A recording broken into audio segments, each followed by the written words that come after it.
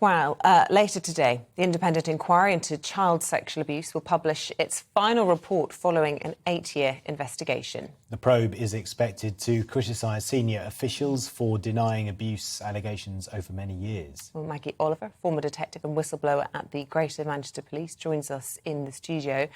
Maggie's also the founder of the Maggie Oliver Foundation, a charity that supports survivors. And we're also joined this morning by one such survivor, Kelly Lees, now an ambassador with Maggie's Foundation, has bravely agreed to share her journey with us. Good morning to both of you. Thank you very much for joining us. We want to start with you, Kelly, because you've been part of this inquiry. You've told your story to the Truth Project. And if you don't mind, just first of all, sharing a little bit about what that contribution was.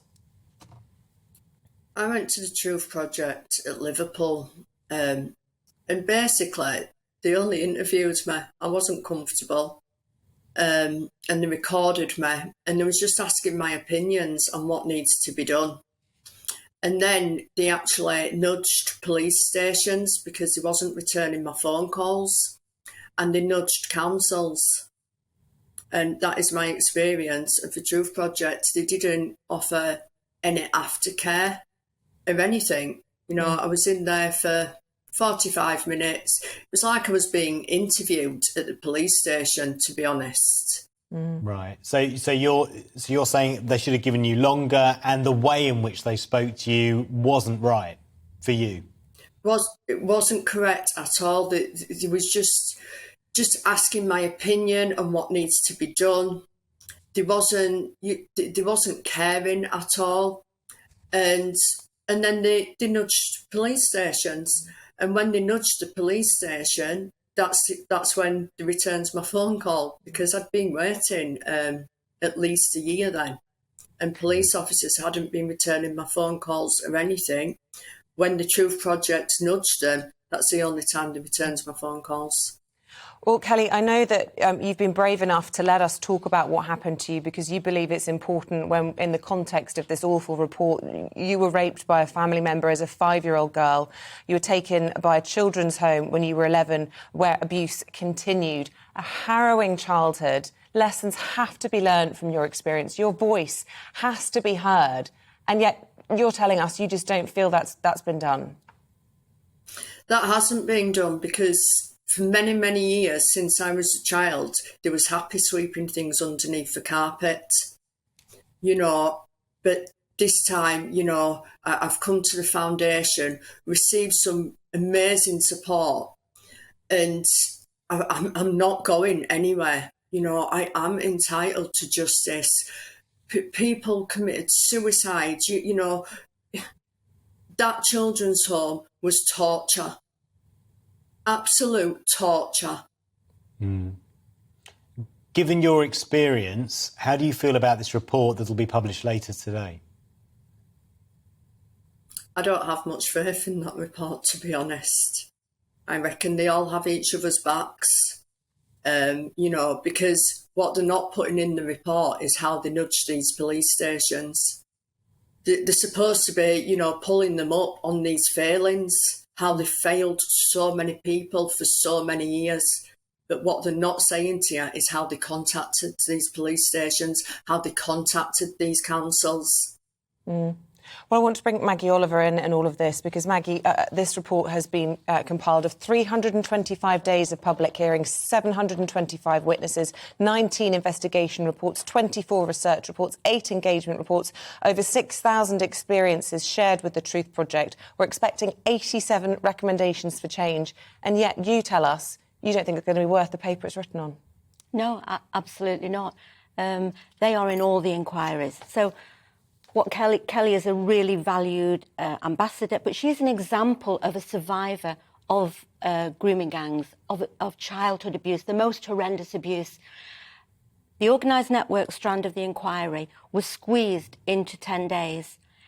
Apart from one victim, every other victim was silenced and not allowed to contribute to that strand. Voices like Kelly's should have been central to that strand of the investigation. You know, ICSA gave, I've written it down, 20 days to Lambeth Council inquiry. They gave 14 days to Knowleview about Cyril Smith. He's dead. They gave 14 days to Lord Janner. He's no longer here. And yet for organised networks in the north of England with victims like Kelly, they gave 10 days, 2 hours to one victim. They did not include a single northern town or city, not Rotherham, not Rochdale, not Huddersfield, not Sheffield, none of those towns. Core participants who were not institutional, so not police, not social services, people who work with victims on the ground every single day, like the Maggie Oliver Foundation, like the Centre for Women's Justice, like Parents Against Child Exploitation. We were silenced. We were not allowed to contribute. So I have to say that when you read the report into the organised networks, it has been a platform for the institutions that have failed these children over generations in the way that Kelly has been failed to have a platform to say what a fantastic job they are doing. And that is complete and utter nonsense. So the recommendations are based on testimony from senior police officers, from social workers, those who are responsible for these failures in the first place. So, yeah, I stand by that. It is not worth the paper it is written on. And they should have allowed victims like Kelly to fill that inquiry. It should have been a month long, not 10 days. So when they publish, I'm afraid that I will not have any faith in what they say. They are recommendations, they are not obligations, and I do not feel that the millions and millions of pounds that have been spent on it were a good use of money. Kelly, if we could just finish with a word from you. How is your life now? So much better. I came to the foundation and recovery, and, you know, I really had to work on myself. You know, I had to heal. You know, throughout my life, I wasn't offered any therapies, counselling or anything. You know, so I really had to work on myself. And I have contributed to society. You know, I worked very hard throughout the lockdown. I work at services, I volunteer, and I help survivors of exploitation.